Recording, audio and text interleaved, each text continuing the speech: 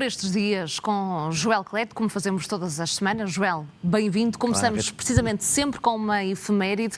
O que é que se passava por estes dias, a 11 de agosto de 1744? Recuamos bastante. Não é propriamente por estes dias. Mas, de facto, acho que vale a pena assinalarmos como efeméride o nascimento em Portugal daquele que é um dos nomes maiores da literatura e da poesia luso-brasileira. Estou a falar de Tomás António Gonzaga.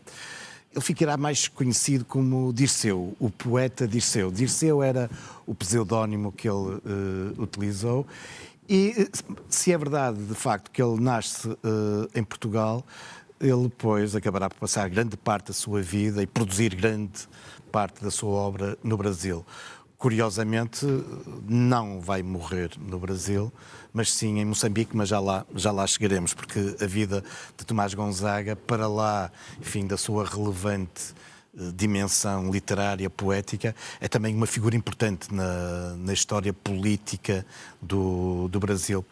Mas, de facto, nasce, vive, morre em colónias portuguesas e nasceu em Portugal. Embora ele tenha-se batido exatamente contra esta característica do Brasil como colónia. Enfim, ele faz parte, de facto, do movimento independentista de Minas Gerais, mas já lá vamos. Primeiro, deixa-me só muito rapidamente explicar que o Dirceu, o Tomás Gonzaga, de facto faz parte de um movimento literário que tem nascido na Europa, mas tem uma grande expressão no Brasil, que é o movimento arcádio. E é por isso que ele utiliza nesse movimento este pseudónimo de Dirceu, que rompe de alguma forma com o classicismo, mesmo com o neoclassicismo, e nos vai anunciando já aquilo que depois vai marcar o século XIX, que é o romantismo. Digamos, é um pré-romântico este movimento arcádio, de que Tomás Gonzaga é um dos nomes em destaque. A sua obra mais conhecida é esta, Marília, de Dirceu. Marília é uma jovem por quem ele está bastante apaixonado, é quem lhe dedica vários dos seus poemas e dos seus livros. Mas para percebermos um bocadinho esta história e depois também o seu envolvimento político, convidava-vos para nos fazermos transportar até aquela que é uma das mais belas cidades portuguesas. E este portuguesas, entre aspas, porque estamos obviamente a falar do Brasil, estamos a ver imagens, é Ouro Preto, na época era chamado ainda Vila Rica, e quer este nome Vila Rica, quer Ouro Preto, percebemos que estamos a falar de um povoado que foi importantíssimo no século XVIII, exatamente neste século de Dirceu, como grande centro mineiro. De resto estamos, enfim, nesse estado do Brasil que era Minas Gerais. E é aqui, em Ouro Preto, que de facto mantém muitas das características da arquitetura, do urbanismo das cidades portuguesas. Portanto, é difícil nós encontrarmos em Portugal uma cidade que mantenha tantas das características das cidades do nosso país do século XVIII e XIX, como aqui, bem no centro do Brasil, no estado de Minas Gerais, em Ouro Preto. Pois bem, é em Ouro Preto que ele vive durante muitos anos. Tomás Gonzaga tinha nascido em Portugal, filho de mãe portuguesa e pai brasileiro. Vai muito jovem para o Brasil, estuda no famoso Colégio de Salvador da Bahia, mas depois vem fazer a sua formação superior em Portugal. Ele vai fazer Direito na Universidade de Coimbra. Regressa ao Brasil, estabelece definitivamente aqui em Ouro Preto. Esta era a sua casa, é hoje um museu e serviços culturais da Prefeitura de Ouro Preto. E do interior da sua casa, e temos uma imagem, de facto, aqui do ambiente museológico, que recria um pouco do ambiente da casa, de sua casa, de uma das janelas, para lá de uma obra fabulosa de Aleijadinho, o famoso escultor barroco, está aqui uma das suas igrejas mais famosas, mas através da outra janela ele contemplava então a casa da sua amada, a quem ele via, enfim, da janela lá ao fundo, e a quem lhe ia dedicando esses versos e esses poemas. Tudo parece estar bem entre os dois, o casamento marcado, e poucos dias antes do casamento, Gonzaga acabará por ser acusado de fazer parte do grande movimento que semanas antes, dias antes, tinha tido lugar exatamente a partir aqui de Ouro Preto, um movimento independentista. Ana Rita, estamos nos finais do século XVIII. Há pouco tempo tinha-se dado a independência dos Estados Unidos.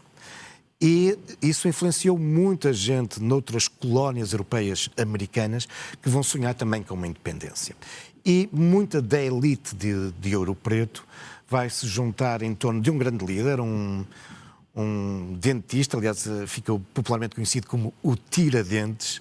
E Tiradentes e muitos destes intelectuais, homens do direito, grandes comerciantes e envolvidos no negócio de Minas Gerais e particularmente em Ouro Preto, vão então encabeçar essa revolta que visa a independência, não do Brasil, mas a independência de Minas Gerais. Importa dizer que o Estado de Minas Gerais tem mais ou menos a dimensão da França, portanto estamos a falar de um vasto território. A independência de Minas Gerais em relação a Portugal, seguindo o exemplo que tinha acabado de acontecer pouco tempo antes nos Estados Unidos. Importa sempre sublinhar que a independência dos Estados Unidos não é dos índios americanos em relação aos ingleses, mas sim desta elite de colonos que não está de acordo em que uma boa parte da riqueza que produzem sejam enviadas para a metrópole, seja no caso dos Estados Unidos em relação à Inglaterra, seja aqui no caso do Brasil em relação a Portugal. Mas as autoridades portuguesas vão, enfim, sufocar de um modo violento, terrível, esta revolta. Tiradentes, estamos aqui a ver um monumento, o Museu da Inconfidência Mineira, que é como foi designado este movimento, e a praça que fica em frente ao Museu da Inconfidência Mineira é dominado por aquele monumento que podemos ali observar, dedicado a Tiradentes. Ele foi esquartejado, o seu corpo dividido por vários e exposto em vários lugares de Minas Gerais. O resto dos principais envolvidos, porque eram de facto gente muito bem colocada, acabarão por conseguir não ser condenados à morte, mas vão ter penas de prisão ou, como foi o caso de Tomás Gonzaga, acabará por ser retirado não só de Minas Gerais, mas do próprio Brasil. Ele é obrigado a ir trabalhar para Moçambique. Já não se vai casar com a sua amada, que tinha influenciado tantos os seus poemas, e acabará depois por falecer em Moçambique sem nunca mais regressar a Minas Gerais.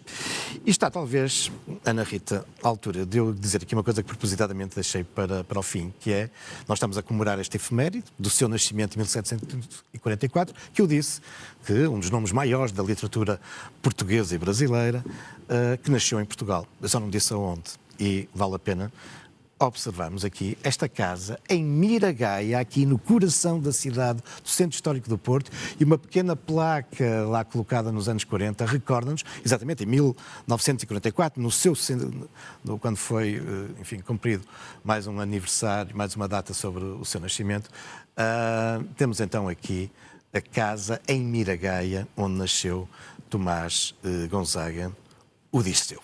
O poeta Dirceu, como diz precisamente exatamente ali aquela placa. A placa. O poeta Dirceu, que, enfim, nome tão importante e que está algo esquecido aqui na cidade de Porto, nesta sua relação com a produção literária e cultural em português. Joel, vamos continuar esta viagem, e a viagem desta semana tem algumas paragens, nomeadamente por 3 museus, e vamos já parar em Aveiro. O que é que vai acontecer em Aveiro?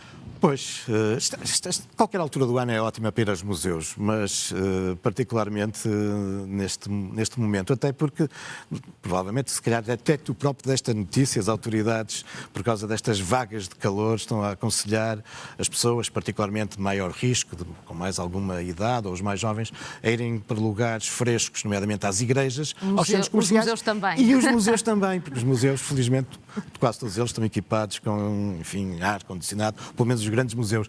E por isso, até para obstar esta vaga de calor, vamos aos museus. E, portanto, sim, vamos aqui sugerir 3 visitas. E, como tu dizias, e muito bem, há motivos acrescidos para irmos ao Museu de Aveiro, porque acaba de inaugurar um novo espaço museológico. Importa lembrar que o Museu de Aveiro aproveita um antigo e famoso histórico convento, muito ligado à figura de Santa Joana Princesa. Estamos aqui a ver o seu túmulo, uma das mais belas peças tumulares que existe no nosso país, e uma área do museu é só dedicada ao túmulo de Santa Joana Princesa. Mas o museu está instalado num antigo convento, o Convento de Jesus. Um convento onde as freiras estavam, enfim, viviam um regime de clausura. E por isso um espaço importante do convento e que agora se abre como um espaço permanente de visita é a Sala da Roda. A Sala da Roda, importa, muitas vezes quando nós falamos da roda nos conventos, as pessoas de imediato associam às crianças que eram abandonadas na roda, não é? Que, enfim, pela calada da noite deixavam na roda do convento, faziam rodar para o interior do convento ou dos mosteiros as crianças que abandonavam ao cuidado das religiosas. Mas essa era apenas um aproveitamento da roda. Que, convenhamos, não era um aproveitamento sistemático. As crianças eram abandonadas nos conventos, enfim, de tempos a tempos. Mas, diariamente, os conventos femininos, nomeadamente estes em que as freiras estão enclausuradas, diariamente a roda funcionava várias vezes ao dia. Porque a roda era esse equipamento que permitia o contacto entre o interior do convento e o exterior. Ou seja, se eu queria fazer chegar alguma coisa ao interior do convento, uma carta, um documento, um objeto, eu colocava numa roda, numa portinhola, fazia mover e do outro lado, sem que haja um contacto visual, do outro lado era recebido esse objeto ou esse documento.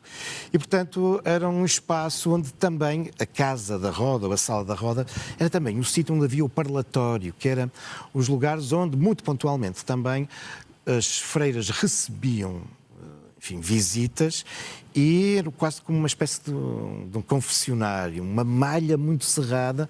Do lado do interior do convento estava a freira, do lado exterior quem a ia visitar, e não havia praticamente ali contacto visual também, mas era possível pelo menos falarem de um lado para o outro. Havia na Casa da Roda, ou na Sala da Roda, havia uma figura que era muito, muito importante, que era a rodeira. A rodeira era uma freira em quem a Madre Superior tinha uma grande confiança e que era ela que estava ali permanentemente, mas que lá ia, enfim, às vezes contrariando a Madre Superior, lá ia dando notícias, enfim, relatando às irmãs os desvarios e as notícias que chegavam do lado de fora do convento. Bom, é tudo isso que agora nos é narrado neste novo espaço do Museu de Aveiro. Ora, e vamos fazer também outra paragem, nomeadamente para o Porto, até porque vamos falar de uma nova exposição no Museu Nacional Soares dos Reis. É verdade, o único museu nacional que existe a norte, aqui no Porto, o antigo Palácio Real, e que na passada semana inaugurou uma exposição com um nome muito sugestivo, Alto da Barca do Efêmero. E Ana Rita, deixa-me dizer que esta é uma exposição que vem mesmo a propósito, aliás, ela foi pensada exatamente por causa disso, porque neste momento está a decorrer em Osaka, no Japão, a exposição universal, onde Portugal está presente. O nosso pavilhão, que estamos aqui a ver imagens, tem sido dos mais concorridos pavilhões, dos mais visitados pavilhões em Osaka, com enorme sucesso. Nesta altura já ultrapassou todas as expectativas de número de visitantes até ao final, ainda estamos a meio, e portanto tem sido um sucesso o pavilhão de Portugal em Osaka. E para lá da sua belíssima arquitetura, no interior do pavilhão de Portugal, que passa muito pela importância que o oceano tem para o nosso país e o papel que Portugal tem, deve ter na gestão e do aproveitamento dos oceanos nas mais diferentes áreas. Claro que existe também uma componente histórica, que é esta velha relação de Portugal com o oceano e de como, através do oceano, os portugueses chegaram ao Japão. E isso é muito bem descrito nos famosos biombos Nanban. Os biombos Nanban, de que o Museu Nacional de Soares dos Reis tem alguns exemplares, como este que estamos a ver aqui, uma imagem, são peças do início do século XVII. Os portugueses tinham chegado há pouco tempo ao Japão, e os japoneses, neste mobiliário muito tradicional japonês, que são os biombos, narravam esta chegada destes estranhos povos, os portugueses, com os seus hábitos, os produtos, aquilo que eles levavam, e pintaram uma série no início, finais do século XVI, início século XVII, pintaram bastantes biombos, que hoje são, enfim, peças fabulosas, valiosas pelo seu valor, enfim, artístico, pela informação histórica que nos fornecem. Ora, o pavilhão de Portugal em Osaka aproveita muito da temática destes painéis, destes biombos onde os portugueses eram descritos pelo olhar dos japoneses, exatamente para alguns dos seus conteúdos. Ora, o que é que nós podemos ver agora por estes dias no Museu Soares dos Reis? É uma exposição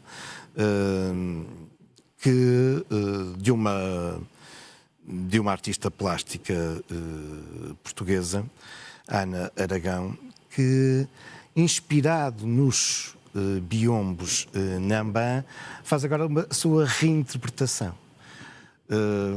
Quer na técnica, quer na temática. E procurando, neste nosso século XXI, continuar a fazer esta ponte entre o Ocidente e o Oriente, entre Portugal e o Japão. De resto, a Ana Aragão está também presente com uma exposição em Osaka, que foi apresentada originalmente em Tóquio, que agora está em Osaka, My Plan for Japan. Portanto, temos ao mesmo tempo a Ana Aragão no pavilhão, na exposição universal em Osaka e ao mesmo tempo aqui no Museu Nacional Soares dos Reis, utilizando esse veículo de comunicação que existe entre Portugal e Japão desde o início do século XVII. E torná-lo também ainda mais presente. Ora, Joel, vamos descer no mapa, vamos para Ilhavo, até porque o Museu Marítimo de Ilhavo já tem 88 anos de idade, já velhinho, mas muito dinâmico e sempre a reinventar-se, o que é fantástico.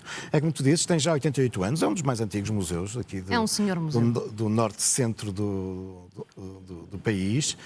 E se é que as gentes da Aveiro não se importam de estar aqui a integrá-las no norte, mas fez 88 anos este fim de semana e foi inaugurada uma nova exposição que associa muito as mulheres, a preservação dos oceanos e a ciência.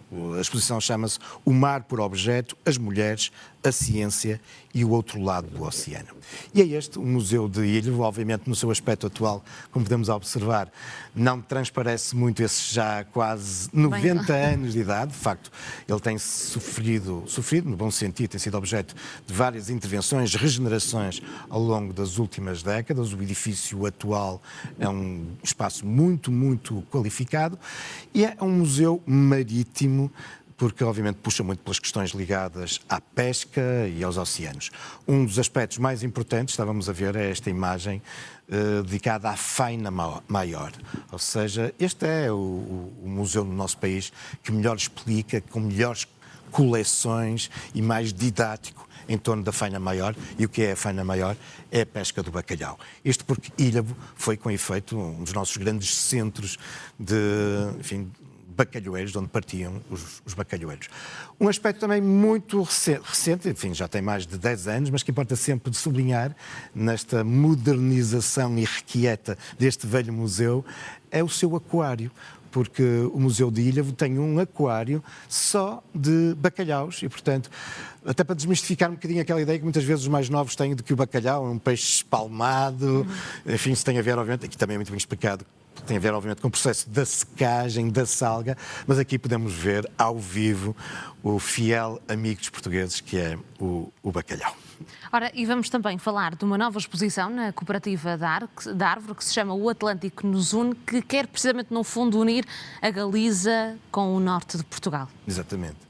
A Cooperativa Árvore, que, olha, fica também num espaço fresco e que vale a pena visitar para estes dias. A Cooperativa Árvore, que já fez 60 anos, há já 2 anos, é uma instituição cultural de referência na nossa cidade, ocupa um histórico edifício e fica ali junto ao Passeio das Virtudes, que é também um espaço bonito para se visitar nesta época do ano e fresco, e fica junto do antigo Horto das Virtudes, hoje o Jardim das Virtudes, que os turistas conhecem, mas que os portuenses verdadeiramente ainda não descobriram. É um dos mais belos, na minha opinião, espaços ajardinados da cidade. Desenvolve-se em socalcos, ali junto e abaixo da Cooperativa Árvore, e é um espaço que vale a pena nesta altura do ano, também nesta altura do ano, procuramos as sombras e a frescura, enfim, usufruir desse jardim das virtudes que ocupa o antigo Horto das Virtudes. Mas eu estava também a referir que o Passeio das Virtudes, e o Passeio das Virtudes que apresenta-nos também alguns motivos artísticos interessantes, e lembrando aqui a associação, à Cooperativa Artística Árvore. Podemos ver, por exemplo, no Passeio das Virtudes, um conjunto de esculturas, entre as quais os 4 Cavaleiros do Apocalipse, uma obra de Gustavo Bastos, um autor também bastante ligado à cidade. E, portanto, no exterior da Cooperativa Árvore, seja no jardim, seja onde estão várias esculturas da Cooperativa Árvore, seja aqui no Passeio das Virtudes, temos, com efeito, muitos motivos de interesse. Mas, e respondendo ao teu repto, vamos entrar dentro da cooperativa, onde também este fim de semana, de facto, inaugurou essa exposição que, muito bem disseste, procura unir, aliás, é esse o título da exposição, o Atlântico que nos une, pretende unir o norte de Portugal e a Galiza, através de 12 artistas. São 6 portugueses e 6 galegos. Uns são pintores, outros são escultores, outros com outras intervenções artísticas e, através das suas obras, procuram valorizar aquilo que nos une neste território comum, que é o norte de Portugal e a Galiza. E, portanto, é um bom pretexto, até 20 de setembro, visitar a Cooperativa Árvore e conhecer esta exposição. Ora, vamos também falar do sistema de escrita Braille, que passou a integrar o inventário do património cultural e material. São boas notícias? São belíssimas notícias. Estamos sempre muito preocupados com o património material, com aquilo que é visível, que é palpável, e durante muito tempo descuramos o património imaterial. Felizmente, nestes últimos anos, tem havido um grande esforço por dar visibilidade, valorizar, chamar a atenção para esse património que não é material, que são, enfim, dimensões tradicionais, os contos, as lendas, os cantares, as músicas, o fado, o canto alentejano, mas começamos agora a entrar em outras áreas, como por exemplo aqui o Braille em português.